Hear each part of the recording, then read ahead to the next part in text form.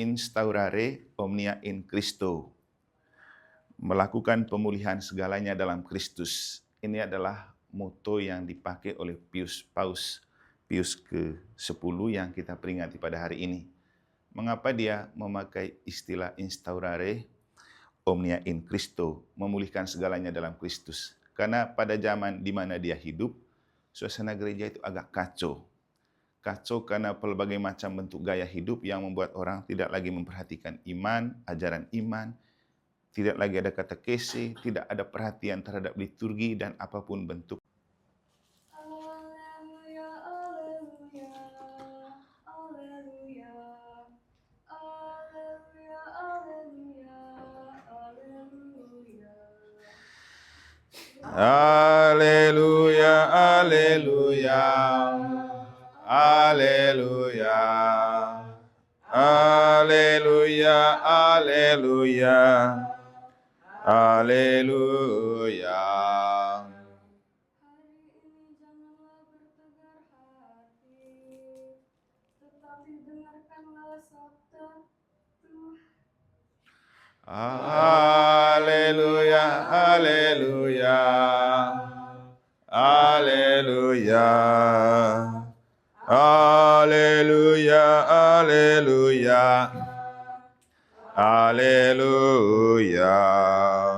Tuhan bersamamu dan bersama rohmu. Inilah Injil suci menurut Matius. Dimuliakanlah Tuhan.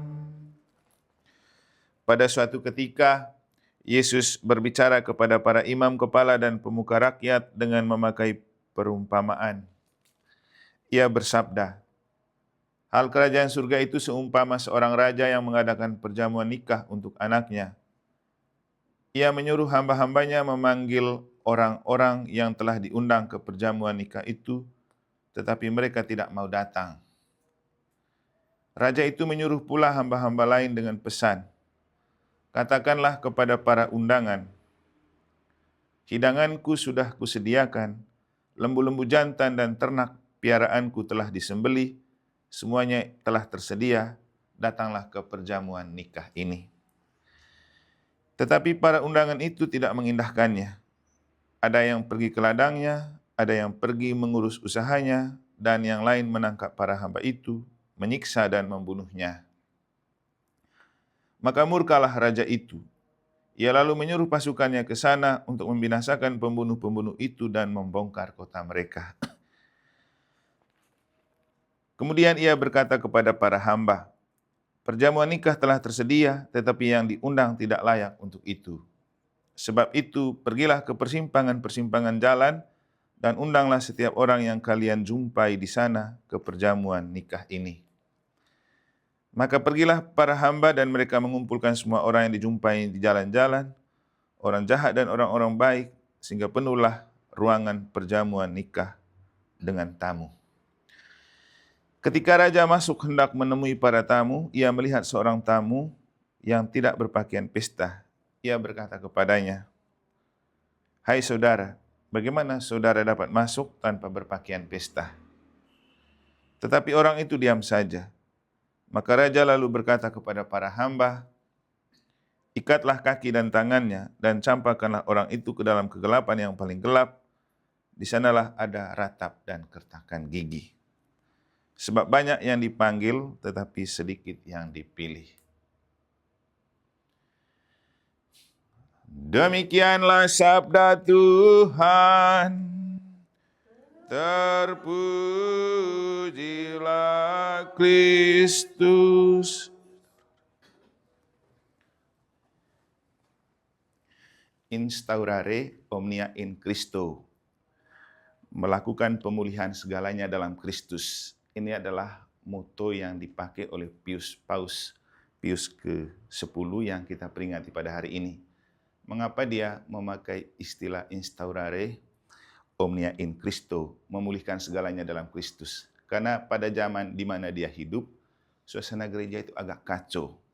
Kacau karena berbagai macam bentuk gaya hidup yang membuat orang tidak lagi memperhatikan iman, ajaran iman, tidak lagi ada katekese, tidak ada perhatian terhadap liturgi dan apapun bentuk kegiatan-kegiatan rohani. Bahkan oleh pengaruh modernisme dengan liberalisme, ya, orang sudah mulai menganggap bahwa yang bersifat iman itu tidak penting dalam hidup. Maka sebagai anak petani dan kaum sederhana dia belajar. Waktu itu juga seminari-seminari sudah tidak ada. Setelah dia belajar, dia menekuni pelajaran-pelajaran agama, kemudian dia belajar menjadi seorang uskup, setelah itu menjadi paus, dan kemudian dia terkenal sebagai paus yang mengembalikan gereja kepada keadaannya sebagai lembaga rohani, dengan seminari-seminari diperhatikan lagi, musik liturgi, perayaan liturgi, dan apapun bersifat rohani digalakan lagi, katekese dan lain-lain. Nah, itulah yang kemudian membuat dia memakai moto memulihkan segalanya dalam Kristus. Saya pikir ini refleksi yang sangat bagus untuk kita maknai di zaman ini, karena memang kita hidup di zaman di mana semua sudah rusak kalau mau jujur, rusak dalam hal apa saja. Nah, ketika kondisi keadaan di sekitar kita rusak, apa yang kita lakukan? Pasti ada perbaikan. Tapi perbaikan itu juga mengandung resiko, bisa tambal sulam, seperti kita renovasi gedung gitu, tapi di dalamnya tetap keropos. Maka istilah pemulihan itu jauh lebih baik. Kita kalau amati dan nonton sepak bola, kalau ada pemain yang cedera, istilah yang dipakai adalah pemulihan cedera, bukan perbaikan cedera. Karena memang kalau bicara perbaikan itu tentang barang, materi, dan benda mati. Tapi kalau tentang hidup dan keadaan, yang dilakukan bukan perbaikan, tapi pemulihan.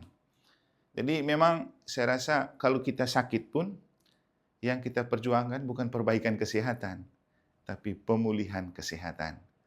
Jadi ini bahasa yang sangat bagus. Dan ternyata kita juga perlu memahami bahwa untuk memulihkan kita ke kondisi yang seperti sebelumnya, tidak bisa dengan perjuangan manusia.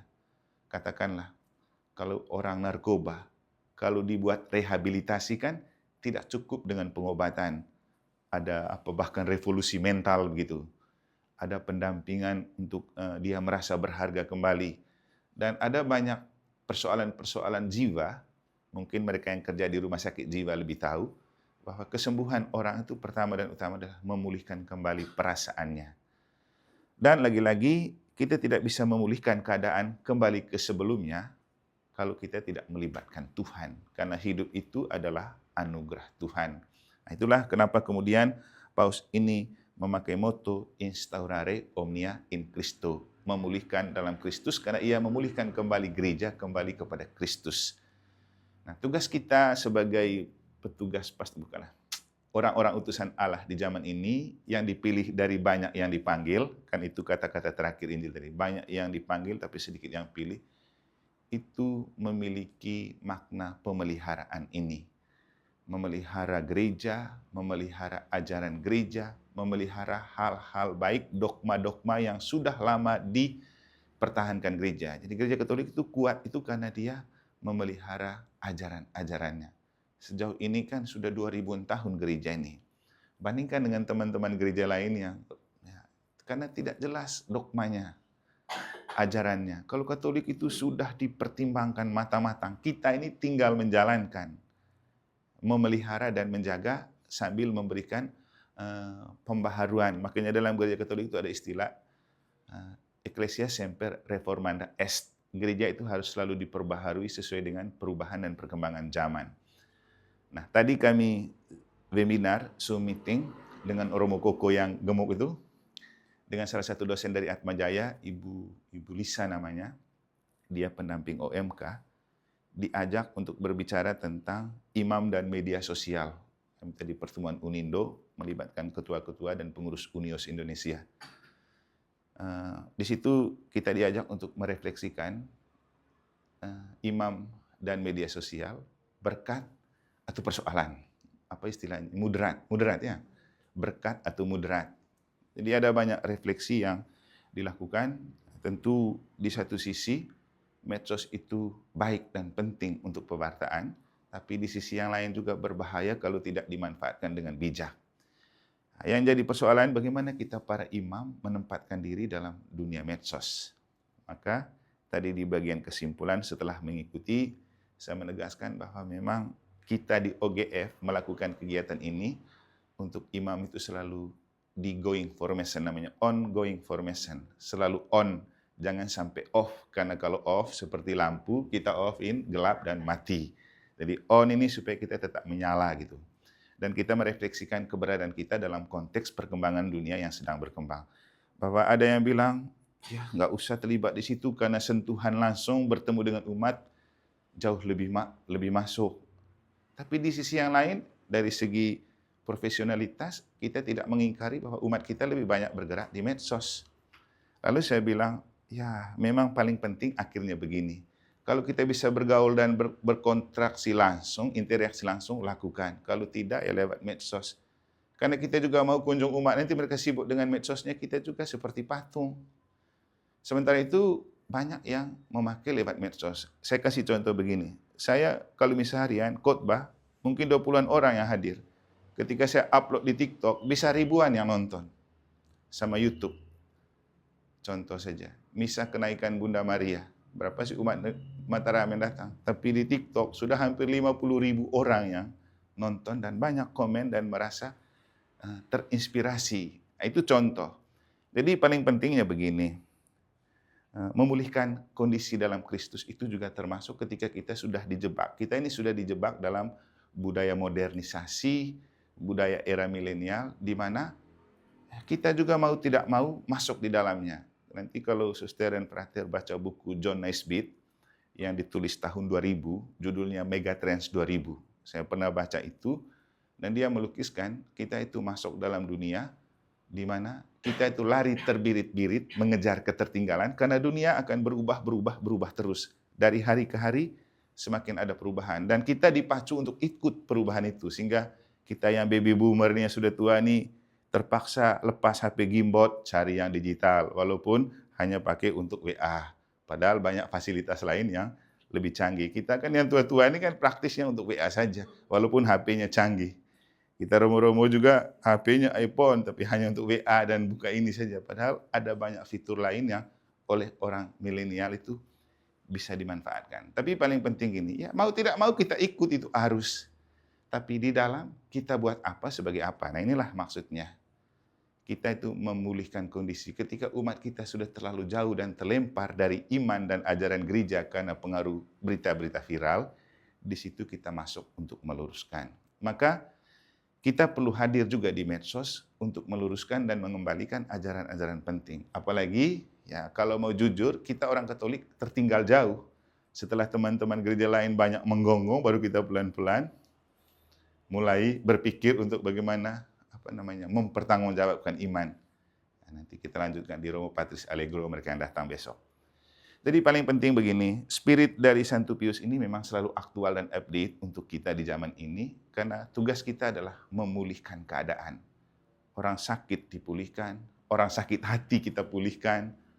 Jadi tugas gereja itu sebagai pemulih dalam Kristus, dan itu adalah tugas kita semua. Dan para suster, tentu tugas ini juga perlu kita pertimbangkan bahwa ini cuma undangan dan tawaran. Seperti dalam Injil, Yesus mengumpamakan kerajaan Allah itu sebagai sebuah tawaran dan undangan. Bayangan saya tadi waktu baca ini begini, suster mereka buat pesta di sini atau buat misa, tiba-tiba tidak ada yang datang, lalu kita pergi perempatan itu, siapa yang lewat kita undang semua di sini, ikut. Kalau mereka mau, tapi pertanyaannya, memang mereka mau yang gini-ginian? Jangankan orang lain, umat saja susah ya. Kita undang datang misa, susah, tunggu Natal Paskah baru dia datang. Kemudian ada yang bertanya, terus bagaimana kita mempengaruhi dan memaksa mereka?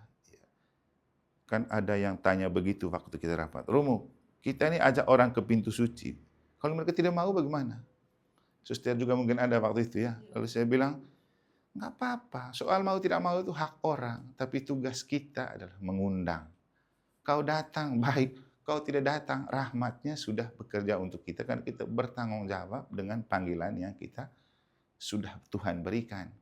Jadi artinya begini, bahwa orang cuek, orang tidak peduli, itulah mereka.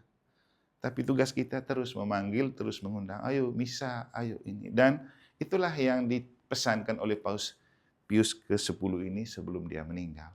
Dia mengharapkan orang itu datang misa, mencintai katekese, mencintai liturgi, dan musik-musik liturgi.